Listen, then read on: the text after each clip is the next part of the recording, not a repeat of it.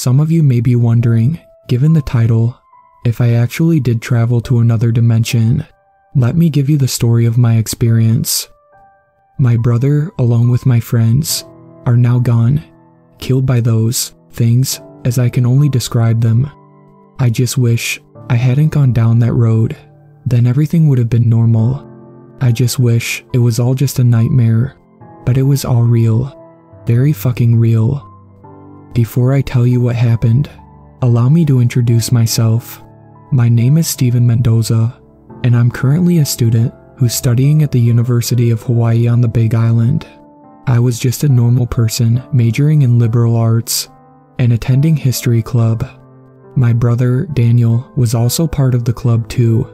Even though he majored in psychology, he and I, along with a large group of friends, got together most of our free time, eating at a cafeteria while talking about our lives in the mainland to some local friends we made. They were taken aback as to how different our cultures were, and tales of Native American folklore in comparison to Hawaiian folklore. But enough of my background and life story. I suppose you're now wanting to know about that road I'm talking about. Well, for starters, it exists. If you see a road with a sign on it that says, "No Ho'iwaho," then I strongly suggest you listen to that sign and turn back. I certainly will now, after that horrifying experience. The experience that led to my brother's demise. And those things, I will not forget their faces, their bloodthirsty faces. Those creatures, things, whatever you wish to call them. I just wish I never let my curiosity get the best of me. It all started when my brother, along with my friends Darian and Robert, were on our way to a bar to drink, a bar Darian told us about. Of course, Darian couldn't drink. He was the designated driver, of course. Sucks to be him, I assume. Even though we were on our way to the bar and following the path that led to it, I felt that we may have gotten lost, somehow. We're not familiar with these tracks, but luckily one of our local buddies were. He said that the bar is just a few miles away, but there's a road that's long and curvy that leads to it. We didn't see any other quicker option to the bar we meant to head to, so we decided to just drive off. The pathway eventually led us to a hill, with trees surrounding both sides, obstructing the view of the full moon, as well as the ocean. As I continued driving, I caught a glimpse of what looked like a bright rectangular object in the distance. As we got closer to it, I noticed it was a sign. On that sign were two words in Hawaiian, "No Ho'iwaho." "No Ho'iwaho," I said. "What the fuck does that mean?" I then asked. My friend, Darian, told me what it is and pronounced it right. It means stay outside. But from what? Is this a private property? I asked myself these questions as Daniel looked at the GPS on his phone. It was very interesting to see that this roadway is not visible on the GPS map. Robert had a regular map of the island and pointed us to where we're at. To our surprise, this road was not included on that map either. The road appeared to be off-grid in some sense, and I noticed that it was a long roadway that almost looked like a shortcut to the bar. "Come on, guys," I said. "I think it could be a shortcut or something." Darian, however, was not happy. "Why the hell do you think that sign is there? It could be some kind of top-secret military facility or some shit. Let's not go through there," he said angrily. My brother, Daniel, was taken aback after looking at the Google satellite images on his phone. "Guys, there's nothing there at all," he said.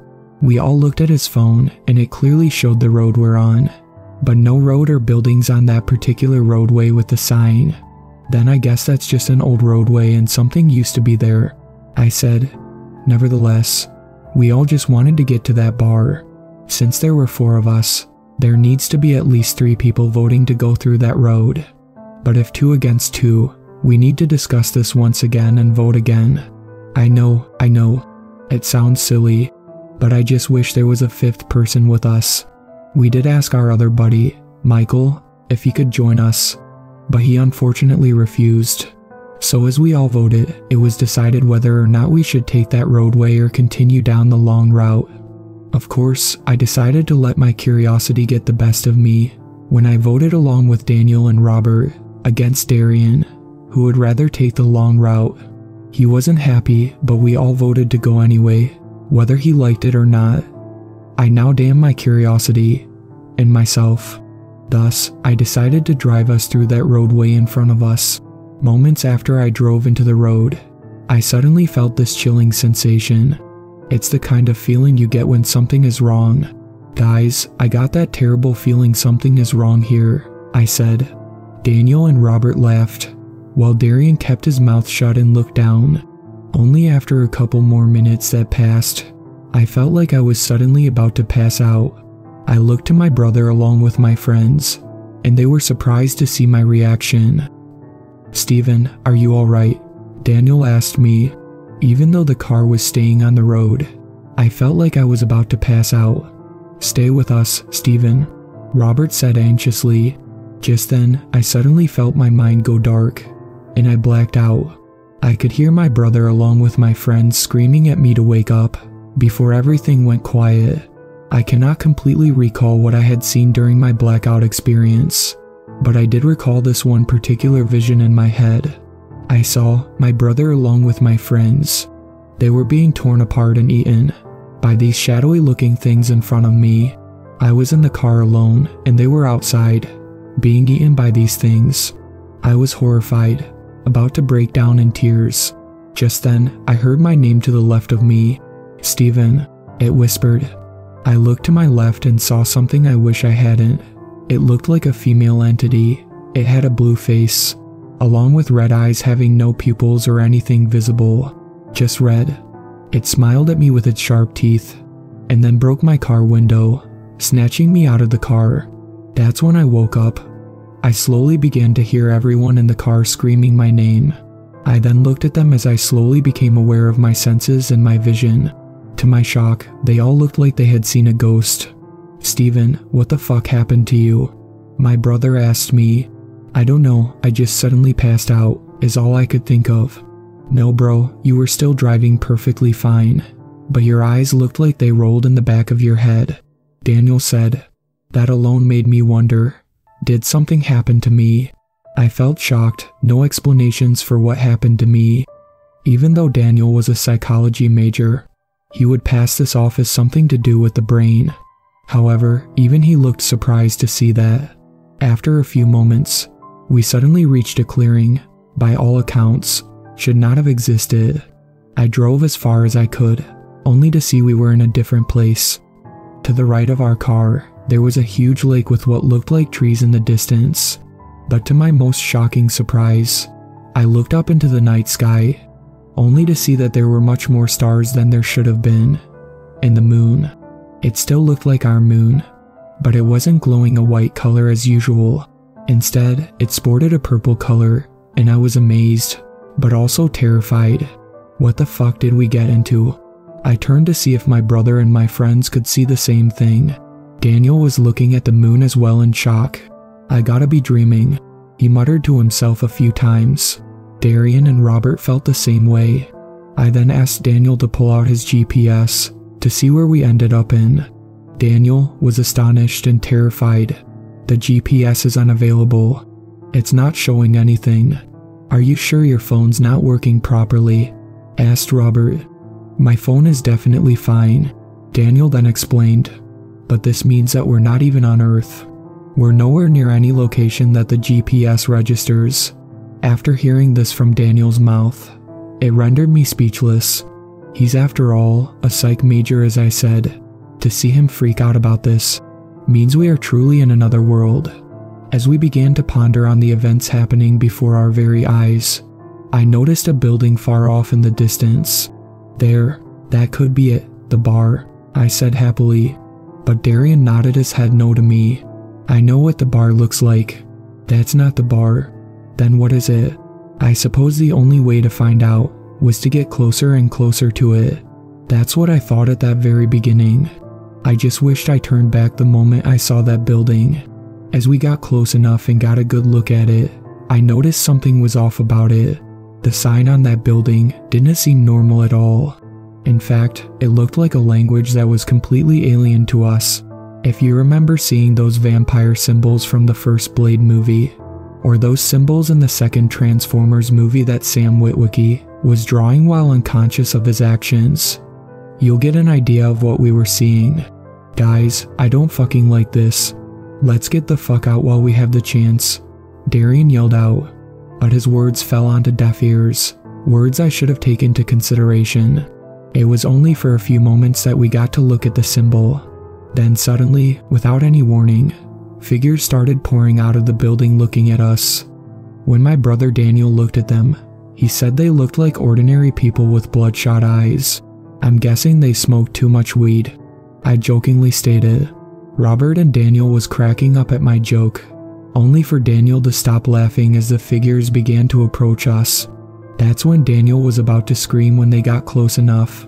They didn't look human at all. They had human-like features, but these things were far from human. They all shared the appearances of that same female entity I saw in my vision. As they got closer, they stopped and looked at us for a few moments. "Hello?" my brother asked. One of the figures walked up to the car window and then proceeded to lean down. That was when we saw its face for the first time. We all started screaming. The figure then looked like it was sniffing something, but its nose seemed to bend in a way no human-like nose would do. Then it smiled at us, revealing sharp carnivorous teeth. Then in a split second, it broke the passenger window and snatched my brother out. I was horrified at the sight. I was about to get out to rescue my brother, only to turn to my window and see that very same entity from my vision, smiling at me.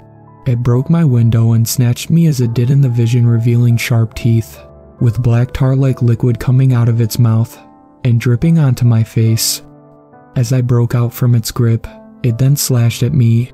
That slash came in contact with my shirt, causing a rip on it. My friends all got out of the car and attacked those things, trying to save me and Daniel. But to my horror, I saw my brother being torn apart and eaten by them. I was shocked and in tears. Darian snapped me out of it as several other figures started approaching me. "Get back in the car and get the fuck out of here," he yelled. I did as he said as he and Robert desperately fought off the creatures, only to be overpowered in the end. Then Darian looked at me one last time in his final moments of life. "Leave," he yelled. This time, I didn't stick around. I listened. In my rearview mirror, he and Robert started getting torn apart and eaten. I felt like I was about to vomit, but I had to hold myself together and drive the fuck out of there. The only way I could get out was the way we were heading. If I head back there, they would rip me apart. I noticed another roadway surrounded by trees. I drove through there, hoping like hell it would take me out. It took a few minutes until I finally reached the end. As I drove off, I saw the sign again, surprisingly, but this time, something was completely off. The sun was dawning, and the moon was white and fading in the morning sky. I could see clearly the same sign, only now, there was no road. It was just a forested area next to the sign. No roadway, no way in, nothing. I began to think this was all just a terrible nightmare. However, looking in my car, I saw someone else in it. I stopped and got out of my car. I could see dried up blood on it. That's when I realized, to my horror and sadness, it was all real. Very real, in fact. Not to mention morning. Have we been gone for hours? It only felt like an hour or two wherever we went. A driver spotted me. He noticed the blood on my car and thought I got into a horrible accident. He called 911, and I happily anticipated for the response team to arrive. While waiting, the driver pulled up in front of me and asked if I was okay. I did not know what to say, but I also had no logical explanation. After telling him what happened and that we meant to head to a bar, he laughed and thought I was crazy. "Am I correct to assume you guys drank too much?" he then asked. I would laugh, but I know for certain I'm not drunk, and I was too horrified and shaken up to even laugh or joke about it. This was fucking serious. A police car arrived. The cop came out and began to ask questions. The guy who spotted me chimed in. "I think this guy drank too much.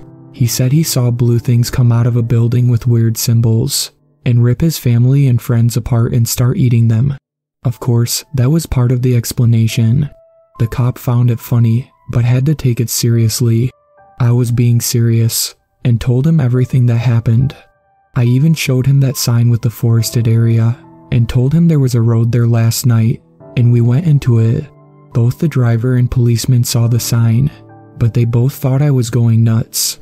I was arrested under suspicion of drunk driving and negligent homicide, and perhaps even murder. After arriving to the police station, I was being interrogated of the incident, so I told them everything that had happened. Of course, the cops didn't want to believe me, but there was one policeman, the chief himself, who was surprised at my story. Of course, my suspicions were confirmed when he then asked me this one question: was there a full moon that night? I then recalled what I saw that night. Yes, I did see a full moon, along with an ocean. We went on top of a hill that appeared long and curving. I said, "I see," the chief said. "He might as well be innocent." The chief then told the others. "Wait, what?" asked the cop that arrested me. "How the hell is this guy innocent? There's blood on his car." I thought it was going to be the end of me at that moment. I'll be in jail for a murder I did not commit. Since you don't believe me, I suggest we have this young man take a lie detector test, as well as a few psychological tests, and get a measurement of breath from him if he's drunk. From what I'm seeing, he doesn't look drunk. The chief then explained. "What's that?" one of the cops noticed. Looking at me, he walked up to me and saw something on my face. He rubbed it off and saw that it was that black tar-like substance, not to mention the tear on my shirt that was clearly visible. The cop then instructed me to give them the shirt while they hand me a new one. They also took the black substance for testing. A few hours have passed. After going through the tests and passing all of them, I was let go. When I returned to college, Michael was happy to see me, but his smile dropped when he saw my face. "Dude, are you okay? Where's Daniel and the others? Did they head home?" I explained and I told him everything. He thought I was crazy, until the chief of police shortly arrived. "Steven Mendoza, correct?" he asked. "Yes, sir," I said. "I'm sorry we haven't met. My name is Kealoha Opi. I'm the chief of police for the Hawaii Police Department. The reason I came here is because I wanted to inquire you about the events that took place." I then asked why. "Because I believe you. I believe you're telling the truth, young man." He then told me. Michael's eyes went wide and fearful I was telling the truth. As I thought, he asked us to come with him into his car. While he was driving us to the location, he revealed to us the following. "After reviewing all of your tests and studying the substances in your shirt, it was clear to us you were telling the truth about your experiences, and you were completely sane and sober. That black substance that was on your face was of unknown origin. But not only that, the reason I believe you is because something similar happened years ago to me." That one statement from him made me realize once again, it was all real. My sister and my best friend were with us at the time. They never made it back. But unlike your friends who have been torn apart and eaten, they were turned into them. Me and my other friend were the only ones who made it out. The chief continued. He then took out a picture of himself, his two friends, and his sister, and upon looking at it, my eyes went wide with fear and I felt my heart pounding rapidly. It was her, but human in the picture. When I saw her that night, she wasn't human at all. She looked like those things. I was horrified. "You saw her?" Keela asked, and I looked at him and nodded with tears rolling down my eyes. She was the one who left that substance on my face and gave me that tear on my shirt, I said in a whimpering voice. The chief then looked down and tears rolled down his eyes, having received confirmation that his sister is truly one of those things now. That picture was her final picture. It was taken a couple of hours before it happened. It was heartbreaking to hear. This is her final picture with her friends and family. We approached the site, with the sign still being there. "Do you see that sign, Michael?" Keela asked, and Michael nodded in approval. "I'm going to tell you, and Steven hear this warning, and I need you both to consider it. Do you understand?" He asked both of us, and we nodded in agreement. In the time of a full moon, a road manifests here. Never go through it. Keela instructed us. We nodded in approval once again. and he drove us back to the campus. I will never forget that night. It's a night that will forever haunt my memories. In my dreams, I still see the face of that woman, whom she looked as a human, and how she looked now, as one of those things. The thought of such things that can make one's blood run cold just by turning into one wrong lane. In time, my family back in the mainland became aware of the story along with my brother's death, and I explained everything that happened. I'm not surprised they somewhat believed me, as our family is known for talking about the various folklores and certain beings like skinwalkers and ancestral spirits. They also grieved over the death of my brother, and I blame myself for having taken that road in the first place. Now, I will never forget the instructions the chief of police gave me. I will never forget the clear instruction of that sign, "No ho'iwaho," stay outside.